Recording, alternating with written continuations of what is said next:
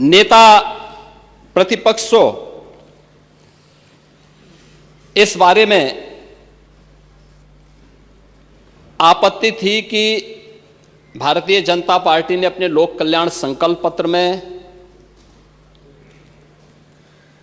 राज्यपाल जी के अभिभाषण में महाकुंभ को वैश्विक स्तर का आयोजन बनाने के लिए क्यों उल्लेख किया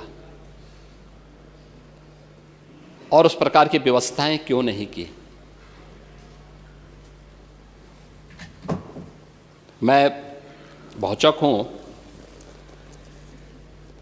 2013 में आपको वहां जाने नहीं दिया गया था, इस बार आप गए थे। नहीं, इस बार आप गए थे, आपने स्नान किया, आपने उसकी सराहना भी की और वहां की सुविधाओं के बारे में भी मुक्त कंठ से प्रशंसा की। हाँ ठीक है, कोई भी हो, व्यवस्था सरकार की थी, सरकार की व्यवस्था होती है, व्यवस्था सरकार की थी, माध्यम अध्यक्ष जी थे, लेकिन गए और जाकर के आपने उन सुविधाओं की मुक्त कंठ से प्रशंसा की और आपने इस बात को कहा। और जब मैं यहां पे बोल रहा हूं कि महाकुंभ में अगर विश्व स्तरीय सुविधा नहीं होती, अब तक 63 करोड़ से अधिक श्रद्धालु उस महाकुंभ के आयोजन का हिस्सा नहीं बना होता। अभी 2 दिन के बाद महाशिवरात्रि आएगी।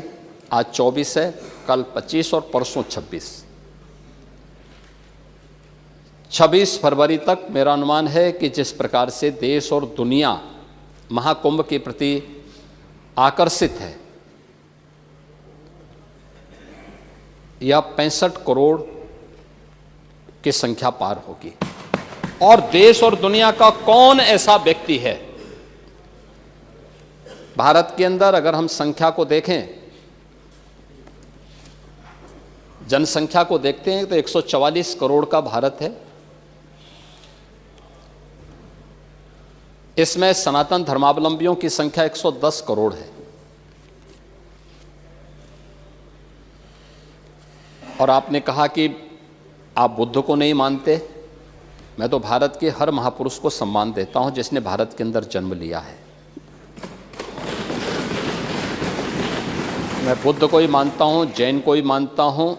महावीर जैन की परंपरा को, ऋषभ देव से लेकर के महावीर जैन तक की परंपरा को, सभी तीर्थंकरों के प्रति भी सम्मान का भाव रखता हूं। सनातन धर्म के साथ साथ बौद्ध तीर्थ स्थलों का भी पुनरुद्धार और सुंदरीकरण के कार्यक्रम को हम पूरी प्रतिबद्धता के साथ कर रहे हैं। भारत के प्रति सम्मान का भाव रखने वाले और भारत की सनातन परंपरा में प्रत्यक्ष और अप्रत्यक्ष भूमिका रखने वाले सभी पंथ और संप्रदायों को पूरा सम्मान करते हैं। बौद्ध हों, जैन हों, सिख हों, ये डबल इंजन की ही सरकार है कि 26 दिसंबर की तिथि,